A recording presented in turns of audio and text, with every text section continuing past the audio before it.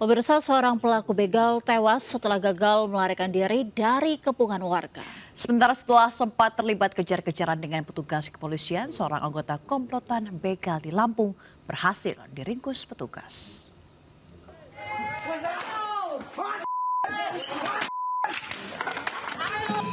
Seorang begal tak berdaya setelah diamuk warga di Kelurahan Korpri Jaya Sukarema, Bandar Lampung.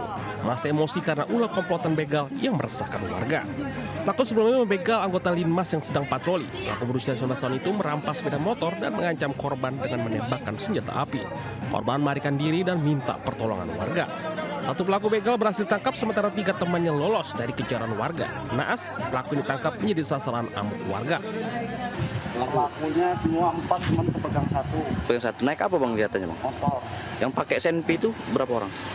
Ya 2 orang itu. 2 orang. Bonceng-boncengan dia. Bawa senpi semua? Iya. Jadi abang yang sempat ditodong? Iya. Sempat nembak nggak bang dia bang? Nembak. Nembak kemana bang? Ke atas, awas, ya berarah. Ke arah abang juga? Tapi nggak kena alhamdulillah. Peristiwa terjadi Rabu dini hari menjadi akhir perjalanan pelaku begal. Pelaku tewas setelah berulang kali dipukuli warga. Pelaku alami sejumlah luka di sekujur tubuhnya. Di TKP itu ada satu, sama kayak kemarin senjata rakitan, ada 4 selongsong peluru, karena menurut keterangan dari pihak saksi juga yang ada di TKP, masyarakat juga sempat dengar tembakan. Jadi sempat dengar tembakan, kemudian sama masyarakat dikejar, kemudian kondisi hari itu. Setelah divisum di Rumah Sakit Bayangkara, jasad pelaku begal selanjutnya dibawa ke rumah duka di Kecamatan Jamu, Lampung Timur untuk serahkan dan dimakamkan pihak keluarga. Dari Bandar Lampung, Andres Avandi, iNews melaporkan.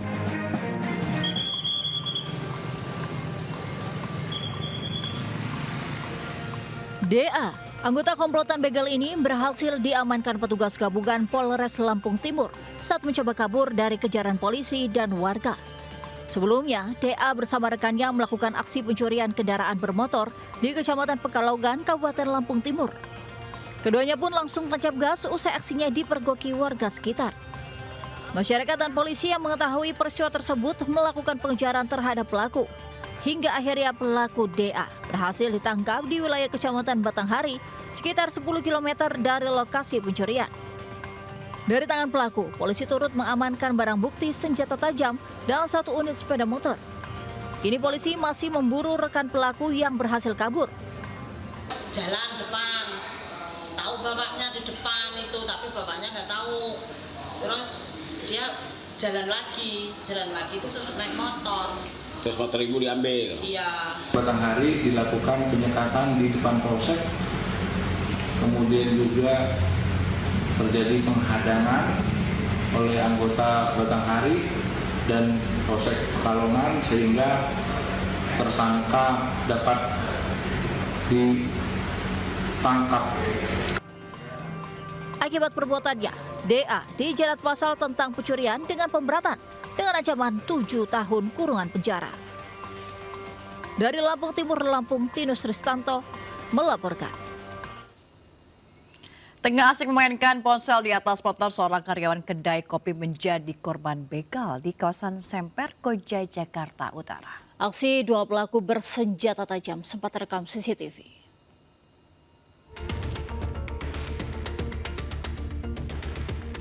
Aksi nekat 2 pelaku begal ponsel terekam CCTV saat beraksi. Satu pelaku menunggu di sepeda motor sementara satu pelaku lain masuk ke dalam halaman sebuah sasana olahraga di Jalan Semper, Pelumpang, Koja, Jakarta Utara. Pelaku yang beraksi pagi hari ini nekat masuk dan merampas ponsel yang sedang dimainkan pegawai kedai kopi di atas sepeda motornya. Para pelaku yang membawa senjata tajam sempat dikejar oleh korban, namun keduanya langsung tancap gas dan melarikan diri. Kita posisinya lagi sepi di sini. Ya, orang-orang TNI juga belum pada datang kan. Dia lagi tiduran di motor posisinya. Saya ke tribun langsung diambil handphonenya. Pasti motor tuh lagi tiduran. Itu 1 orang apa? 1 orang yang ambil, yang satu posisinya di depan nungguin. Nungguin di sepeda motor? Ya, di sepeda motor. Yang satu masuk, itu udah bawa barang juga bang, bawa sajam juga dia. Berbekal hasil rekaman, korban berencana akan melaporkan kejadian ke Polsek Koja, Jakarta Utara. Dari Jakarta, Sofyan Firdaus, iNews melaporkan. Angin kencang merusak 42 rumah warga di Desa Dadeko, Kabupaten Luwu, Sulawesi Selatan. Selain rumah, angin kencang turut menumbangkan puluhan pohon durian.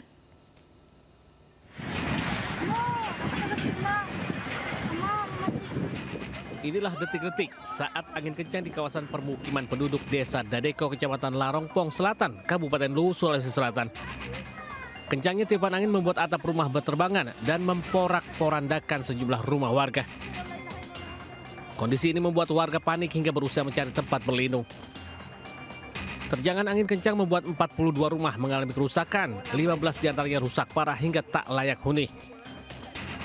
Selain memporak-porandakan pemukiman, angin kencang juga merusak puluhan pohon durian yang menunggu masa panen.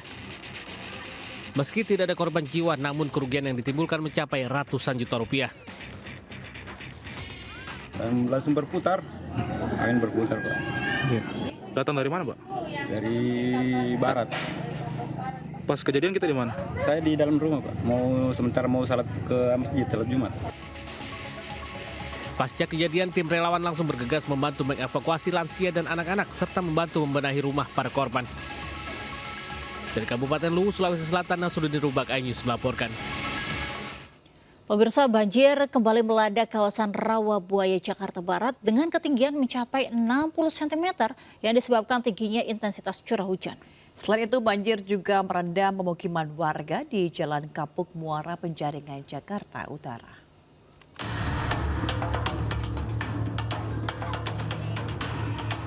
Akibat curah hujan tinggi hingga Sabtu dini hari, banjir kembali melanda kawasan Rawabuaya, Jakarta Barat dengan ketinggian mencapai 30 hingga 60 cm. Sedikitnya 14 RT di RW 02 Rawabuaya terdampak banjir. Aktivitas warga setempat pun terganggu. Menurut warga, kawasan Rawabuaya ini seringkali dilanda banjir. Tak ada upaya lebih yang dilakukan warga untuk menanggulangi genangan. Warga hanya menunggu genangan banjir surut dengan memanfaatkan pompa air di kawasan ini. Hujan seharian itu yang semalam itu jadinya banjir. Kayaknya enggak sih, soalnya airnya bening. Kalau dari kali itu biasanya lebih butek lagi sih airnya. Oh, sering banget ini mah, udah langganan ya.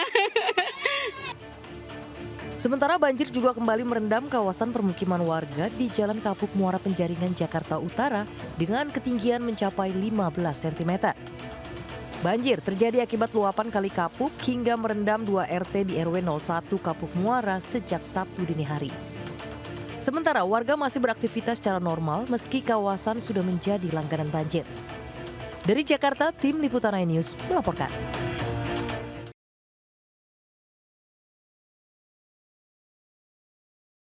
Pemirsa, seekor ular sanca kembang yang kerap kali memakan hewan peliharaan warga ditangkap di Kabupaten Bekasi, Jawa Barat. Ular sanca tersebut selanjutnya akan dikembalikan ke habitat asalnya.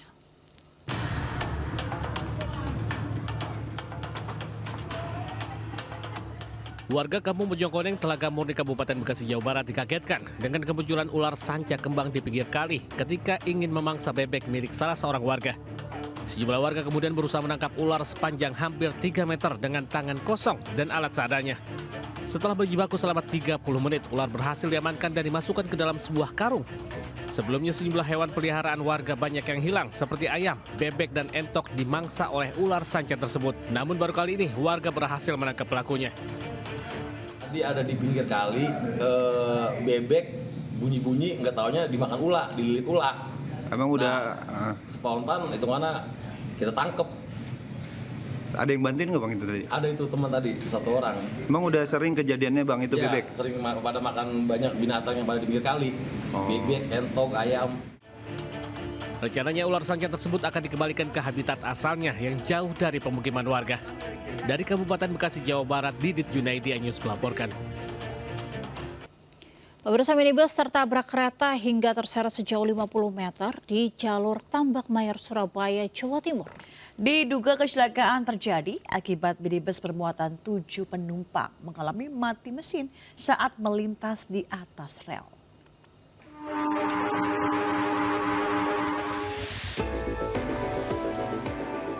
Minibus ini remuk usai dihantam kereta api Blora Sura jurusan stasiun Pasar Turi Blora di perlintasan Tambak Mayor, Surabaya. Bahkan akibat tabrakan minibus sempat terseret kereta sejauh 50 meter. Sebelumnya minibus yang ditumpangi 7 orang akan melayat ke Madura karena ada saudaranya yang meninggal. Saat tiba di lokasi lalu lintas macet dan palang pintu kereta belum tertutup sempurna sehingga sopir memaksa masuk. Nahas di tengah perlintasan mesin tiba-tiba mati. Beruntung seluruh penumpang segera turun sebelum minibus dihantam kereta. Katanya ada ditutup. Tak ditutup? Tak ditutup, cuma katanya ada ditutup dari Haji Salma.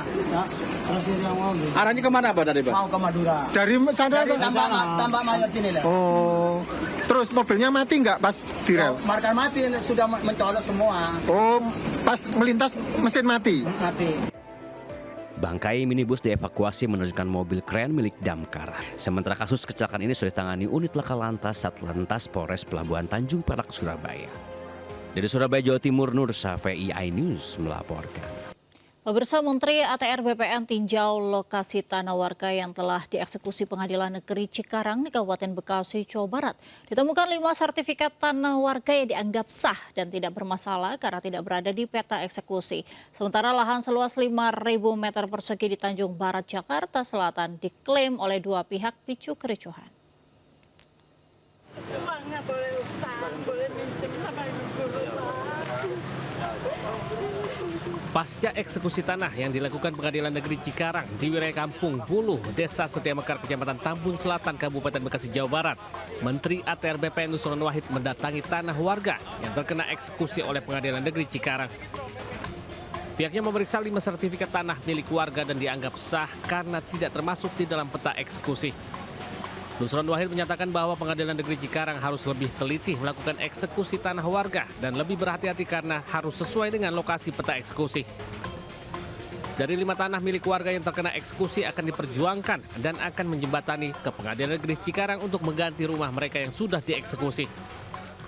Ini di mata BPN sah, ya, sekali lagi masih sah, meskipun sudah ada keputusan MK. Kamera turunnya itu apa? Kenapa sah? Karena di dalam keputusan MA tersebut, pengadilan dan MA tersebut tidak ada perintah kepada BPN untuk membatalkan sertifikat itu. Sementara itu, menurut salah satu warga yang tanahnya terkena eksekusi seluas 230 meter persegi, merasa senang dengan kedatangan Menteri ATR BPN ke lokasi eksekusi karena dianggap telah memperjuangkan 5 orang warga yang memiliki sertifikat tanah yang sudah ditempati selama 30 tahun. Terima memperhatikan saya anak kecil. Terima kasih banyak. Terima kasih sekali. Saya sangat terbantu sekali. Untuk kita bertahan hidup lah, kita punya rumah.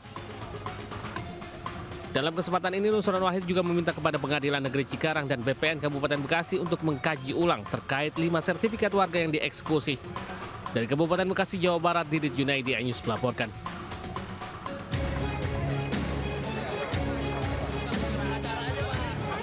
Wanita yang mengaku ahli waris ini berusaha masuk ke area lahan yang menjadi sengketa di Jalan Raya Lenteng Agung, Jakarta.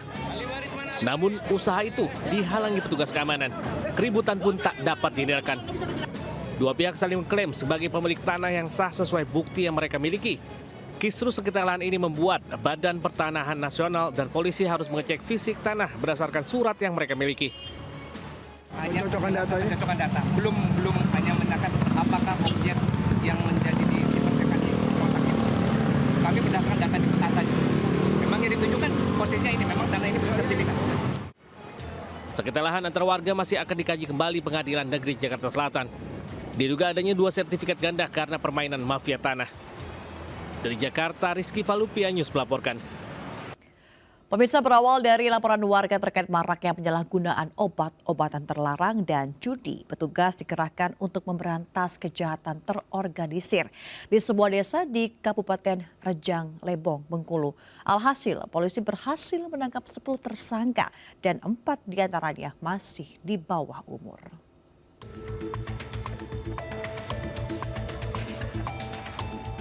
Lebih dari 200 personel gabungan Polres Rejang Lebong, Polda Bengkulu, dan Brimob menggerebek desa Kampung Jeruk, Kecamatan Binduriang yang dijadikan kampung narkoba.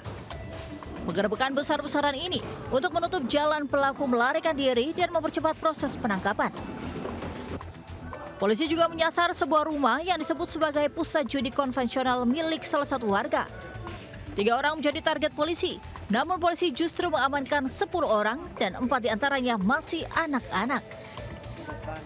Hasil penggerebekan, polisi mengamankan puluhan paket narkoba berbagai jenis, senjata tajam, dan 1 buah senjata api beserta 4 peluru. Polisi juga menyita 5 mesin judi barbar, 3 buah sepeda motor, dan 1 kendaraan roda 4. Ya, mereka resah akan aktivitas khususnya bandar narkoba yang ada di sana. Dan juga ada judi jackpot ya jenis barbar. 10 pelaku hingga kini masih menjalani pemeriksaan di Mapolres Rejang Lebong. Dari Rejang Lebong Bengkulu, Widodo Waluyo, iNews melaporkan. Pemirsa, ombak tinggi menerjang kapal tugboat yang sedang bersandar di area Blok 3 Tanjung Priok, Jakarta Utara hingga terbalik. 8 anak buah kapal berhasil menyelamatkan diri, sementara seorang ABK hilang.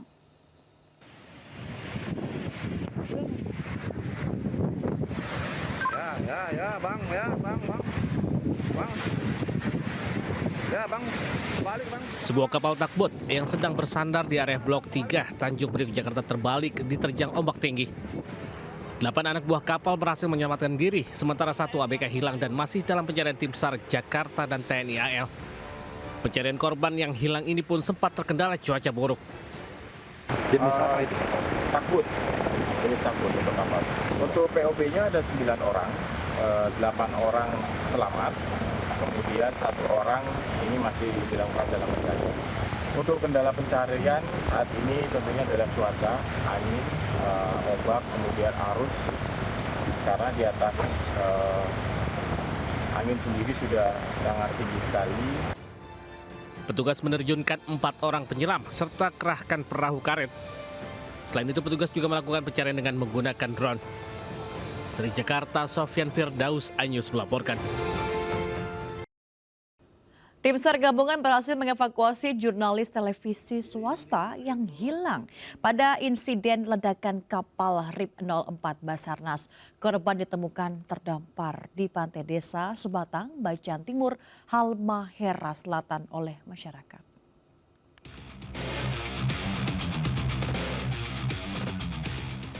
Tim SAR gabungan menemukan jasad jurnalis TV swasta Sahril Helmi yang terdampar di pantai Sebatang, Kecamatan Bacan Timur, Kabupaten Halmahera Selatan, Maluku Utara.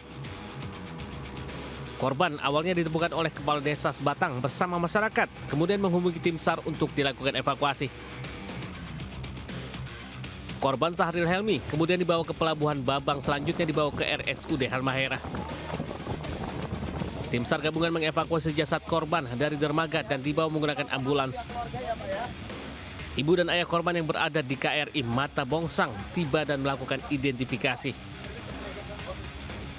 Dipastikan bahwa telah dilakukan identifikasi bersama keluarga dan keluarga membenarkan bahwa jenazah yang ditemukan adalah korban atas nama Sahril Helmi. Nah, pada pukul 15.05 waktu Indonesia Timur, korban dibawa kembali ke Pelabuhan Babang Bacan untuk dievakuasi menuju ke Pelabuhan Saketa. Korban Sahril Helmi hilang saat insiden meledaknya kapal RIP 04 milik Basarnas Ternate yang menyebabkan 2 anggota Basarnas meninggal dan 1 anggota Polairut Polda Maluku Utara saat akan melakukan evakuasi terhadap 2 nelayan yang mengalami mati mesin. Dari Ternate, Maluku Utara, Ismail Sangaji, iNews melaporkan.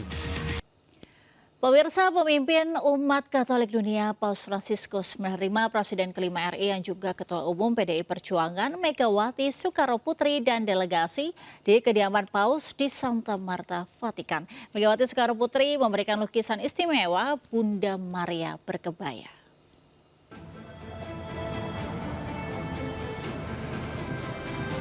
Megawati ditemani Ketua DPR RI Puan Maharani dan didampingi putra tertuanya Muhammad Rizky Pratama serta Ketua DPP PDIP Bidang Luar Negeri Ahmad Basarah dan Gubernur Sulawesi Utara Oli Dondo Kambe berkunjung ke kediaman Paus di Santa Marta, Vatikan. Megawati merupakan tamu luar negeri pertama yang diterima Sri Paus langsung di kediamannya. Meski dalam kondisi kurang sehat, Sri Paus tetap menyempatkan diri bertemu Ibu Megawati Soekarno Putri sebagai bentuk penghormatannya terhadap Presiden kelima RI. Megawati mengapresiasi undangan Sri Paus dalam World Leaders Summit on Children Right yang membahas hak anak di Vatikan beberapa hari lalu. Dan menunjukkan sebagai Ketua Dewan Penasehat Organisasi Pendidikan Schools Occurrentes se-Asia. Saya merasa berterima kasih dan terhormat, tapi juga merasa makin besar ya tanggung jawab saya. Karena bagaimana anak-anak kita itu sebetulnya tidak seperti sekarang kalau dilihat dari media, bagaimana anak-anak itu tidak mendapat perlindungan yang baik. Dalam kesempatan yang sama, Megawati menghadiahi lukisan Bunda Maria yang difigura dengan tinggi 176 cm dan lebar 120 cm kepada pemimpin umat Katolik dunia, Paus Fransiskus. Uniknya dalam lukisan tersebut, Bunda Maria digambarkan menggunakan kerudung mantila putih dan berkebaya merah. Megawati menyampaikan salam hangat dari rakyat Indonesia kepada Sri Paus yang pernah datang ke Indonesia beberapa waktu yang lalu. Dan Megawati juga menyampaikan bahwa rakyat Indonesia berharap Sri Paus bisa datang kembali ke Indonesia. Sementara itu, Sri Paus membalas sangat berterima kasih dan mengapresiasi kedatangan Megawati Soekarno Putri dan menyambut hangat salam dari warga Indonesia dan menyebut warga Indonesia sebagai beautiful people. Saya Gede Satria dari Vatikan, iNews melaporkan. Pemirsa, ratusan siswa sekolah dasar hingga menengah menampilkan seni budaya dan juga pelajar wirausaha dalam kegiatan bertema inovasi dalam keragaman budaya. Kegiatan ini untuk mengembangkan bakat, kreativitas sekaligus pendidikan karakter.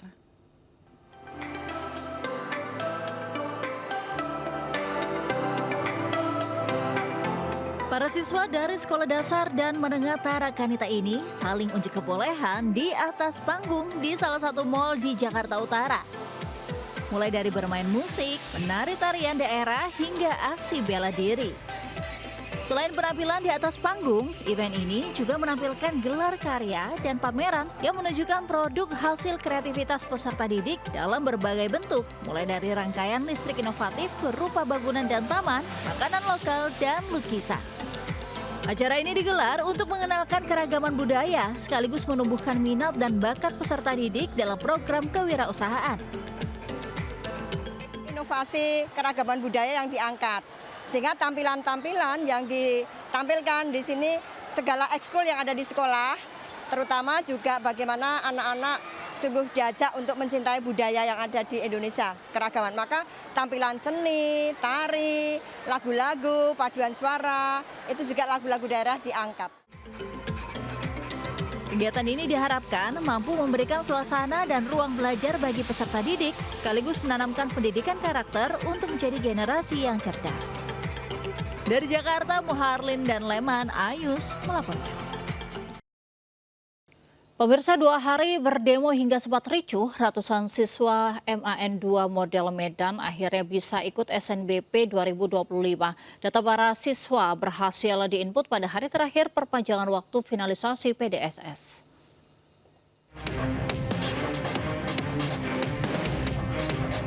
Para siswa dan orang tua siswa Madrasah Alia Negeri 2 model Medan, Sumatera Utara bisa bernafas lega. 332 siswa akhirnya dapat mengikuti SNBP setelah data mereka berhasil diinput tepat waktu di hari terakhir perpanjangan waktu finalisasi PDSS pada Sabtu kemarin. Solusi ini didapat setelah pihak sekolah bertemu dengan pihak Kemenak dan Kemendikti-Saintek di Jakarta. Kami mohon maaf, untuk itu kami mohon maaf, ini pelajaran berharga bagi kami. Mudah-mudahan ke depan kita bisa mengawal, saya juga sebagai kepala bisa lebih awas, bisa lebih perhatian dalam memandu atau mengontrol kegiatan yang ada di madrasah kita ini. Sebelumnya, demo dilakukan ratusan siswa selama 2 hari berturut-turut. Mereka kesal karena pihak sekolah tak kunjung menyelesaikan input data, meski finalisasi PDSS sudah 3 kali diperpanjang, dan ratusan siswa sempat terancam gagal ikut seleksi nasional berdasarkan prestasi 2025. Dari Medan, Sumatera Utara, Ahmad Ridwan Nasution, iNews melaporkan.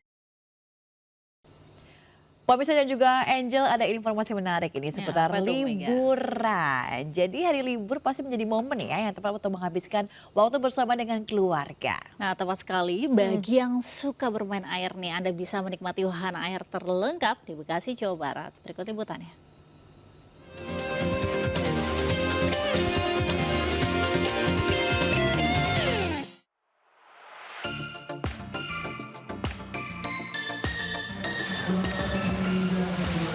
Pertunjukan barongsai menyambut pengunjung di destinasi wisata favorit warga Kabupaten Bekasi, Jawa Barat ini. Tak sedikit anak-anak mengenakan pakaian tari tradisional Tiongkok. Masa Imlek dan Cap Gomeh menjadi waktu yang dinanti untuk menghabiskan waktu berkualitas bersama keluarga. Beragam pilihan wahana air dan fasilitas lengkap jadi incaran para wisatawan yang sudah siap dengan pakaian renang mereka. Dari anak-anak hingga orang dewasa bisa. Seperti di kolam ombak Galway Pool, sensasi disapu ombak layaknya di laut dirasakan para pengunjung yang berbaring di atas ban, memacu adrenalin tersendiri. Berjalan sejenak kita akan menemukan Kanggo Slide, papan seluncur yang berliku-liku menambah pengalaman seru wisatawan. Pemirsa, saya udah siap nih nyobain wahana Kanggo Slide. Kita coba ditemenin sama Mbak April. Halo Mbak April, Mbak April siap Mbak April? Oke gas. Selain menikmati permainan, pengunjung juga disuguhkan hiburan musik. Atraksi menarik dan aktivitas edukatif untuk anak-anak pun tersedia. Untuk tiket masuknya sendiri nih Pak, ada perbedaan nggak dengan hari biasa? Ya betul, kita berikan harga spesial di Hari Raya Imlek ini. Harganya dari Rp135.000, kita berikan harga hanya Rp68.000 saja. Wahananya lengkap, perosotannya banyak, pokoknya seru deh main di sini. Wahana yang jadi favorit Mbak sama Mas apa gini? Perosotan yang ini nih yang di belakang, yang biru. Bermain air dengan suasana yang menyatu dengan alam dan arsitektur bangunan yang unik di setiap sudut membuat Anda ketagihan menghabiskan waktu bersama orang-orang terkasih. Dari Kabupaten Bekasi, Jawa Barat, Ahmad Muharlin, Yudi Richard, iNews melaporkan. Pemirsa, viral di media sosial, kemunculan buaya di tambak Universitas Patimura Ambon sontak gegerkan warga kota Ambon. Buaya berukuran 2,4 meter yang terekam kamera smartphone mahasiswa ini akhirnya berhasil dievakuasi oleh BKSDA Provinsi Maluku.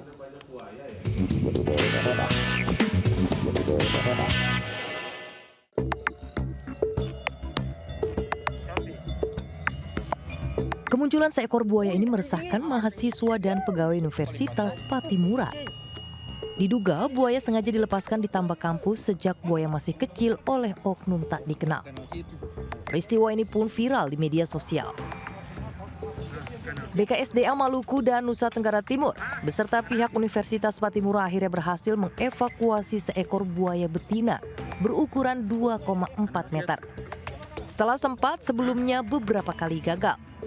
Upaya penangkapan dilakukan dengan cara memasang 2 set jerat buaya yang diberi umpan berupa daging ayam dan dipasang di titik lokasi buaya tersebut sering terlihat.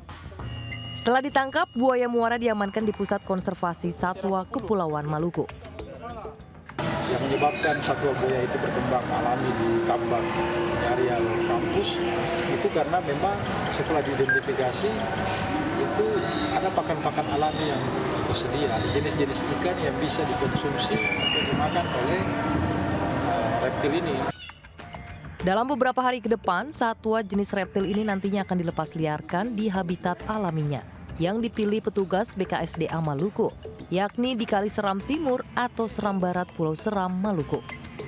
Dari Ambon, Maluku, Juanda Sari, iNews melaporkan. Pemirsa, unjuk rasa ratusan ex-PKL Teras Malioboro II di depan gedung DPRD DIY Jalan Malioboro, Yogyakarta berakhir ricuh. Masa bersih tegang dengan pelaku usaha kawasan sekitar Malioboro karena aksi dengan memblokade jalan dinilai mengganggu.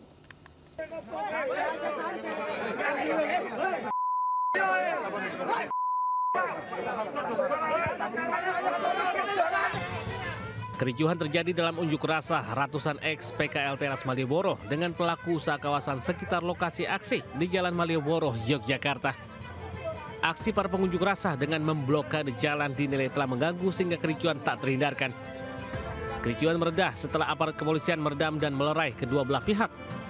Dalam aksi ini, pengunjuk rasa menyatakan relokasi PKL Teras Malioboro II ke lokasi yang baru dinilai merugikan karena sepi pembeli. Kami tidak mungkin turun ke jalan jika tidak terjadi apa-apa, Pak. Kalau kami baik-baik saja di Beskalan dan di Ketandang, kami akan tidak turun di sini. Tapi atasan-atasan jenengan yang memaksa kami untuk memilih berjualan di Selasar. Jenengan semua datang ke Beskalan dan Ketandang. Apakah kami itu layak? Apakah manusiawi? Kita bisa kita lerai, kita pisahkan, kemudian operasi kita masukkan kita juga sudah menenangkan masa dari pedagang agar mereka bisa mengembangkan. Sementara itu masa aksi akhirnya membubarkan diri dengan penjagaan aparat kepolisian. Dari Yogyakarta, Gunanto Farhan, News melaporkan.